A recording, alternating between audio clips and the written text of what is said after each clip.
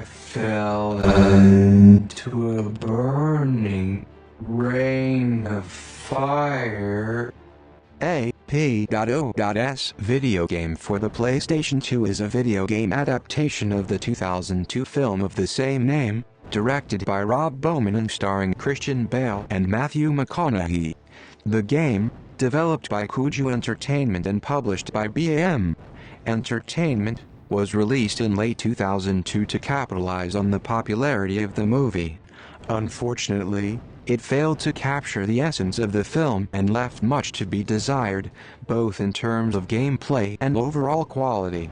This article delves into the development history, connection with the film, and the shortcomings of Reign of Fire as a vehicular combat game. The development of Reign of Fire for the PS2 was primarily handled by Kuju Entertainment, a British game development studio known for its work on various titles across multiple platforms. At the time, Kuju was not particularly well known for high-quality titles, and Reign of Fire did little to change that reputation. The game was developed in a relatively short time frame, which is often a sign of a rushed project. This tight development schedule is reflected in many aspects of the game, from the lackluster graphics to the uninspired mission design. Given that the film Reign of Fire featured a unique premise, a post-apocalyptic world, set in the distant year of 2024, where humans battle against dragons, it seemed like a ripe setting for an engaging and visually stunning video game. However,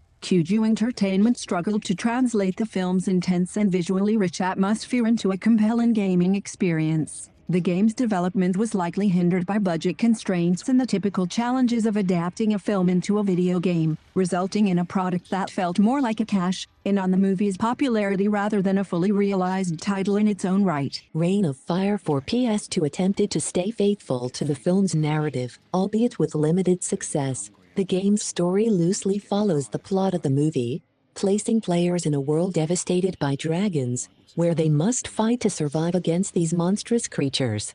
The human campaign sees players controlling various vehicles, including jeeps, tanks, and even an armored fire truck, as they battle against the dragon threat. The game's connection to the film is most apparent in its setting and character designs, which closely resemble those seen in the movie. However, the narrative and atmosphere that made the film engaging are largely absent from the game. The lack of cinematic cutscenes and a coherent storyline further detracts from the game's ability to immerse players in the world of Reign of Fire. As a vehicular combat game, Reign of Fire aimed to provide an action-packed experience where players could engage in intense battles against dragons while driving various vehicles. Unfortunately, the game fails to measure up to other well-known titles in the subgenre, such as Twisted Metal or Vigilante 8. One of the main reasons for this failure is the lack of variety in the gameplay.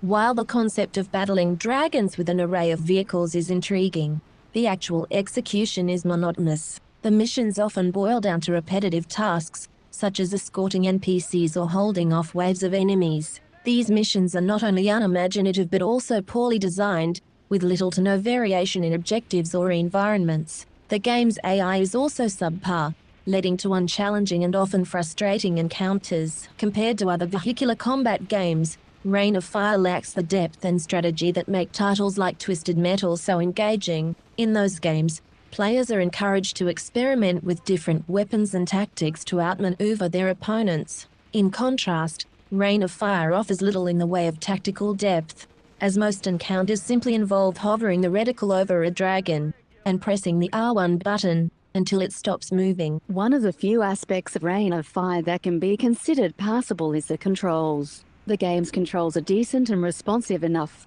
allowing players to maneuver their vehicles and dragons without much difficulty. The vehicles feel appropriately weighty. However, any goodwill earned by the controls is quickly lost due to the game's lack of feedback during combat. Firing at enemies, particularly dragons, feels incredibly underwhelming. There is no satisfying sense of impact or feedback when hitting a target. which makes the combat feel dull and unrewarding. The lack of visual or auditory cues when damaging an enemy further exacerbates this issue, making it difficult for players to gauge their effectiveness in battle. As a result, combat in Reign of Fire quickly becomes a chore rather than an exhilarating experience. One of the most glaring issues with Reign of Fire is its lazy mission design. The game's missions feel cheap and hastily put together, lacking any real creativity or challenge. Most missions involve simply throwing waves and waves of enemies at the player, with little thought given to pacing or variety. This repetitive structure becomes tiresome very quickly, as players are forced to endure the same types of encounters over and over again. The occasional escort or hold the fort mission only serves to hiding the frustration. These missions are notoriously difficult to balance, and Reign of Fire unsurprisingly fails to get it right. Escort missions are especially tedious, as the AI-controlled NPCs are prone to getting stuck or wandering into danger, leading to unnecessary mission failures. Similarly, hold the fort missions are often cheap, lazy, crappy hate crimes due to the sheer number of enemies that must be fended off, making them more frustrating than fun. Visually, Reign of Fire is a disappointing experience. The game's graphics are ugly, with a very muddy color palette that does little to evoke the desolate, post-apocalyptic world it's meant to represent. The terrain is sparsely detailed, with miles and miles of brown ground and little else to distinguish one area from another. There are few environmental assets to give the game's world any character, making it feel bland and lifeless. While it's understandable that a post-apocalyptic setting might lean towards a drab aesthetic, Reign of Fire takes this to an extreme. The environments are so lacking in detail and variety that they become monotonous, contributing to the overall sense of boredom that permeates the game.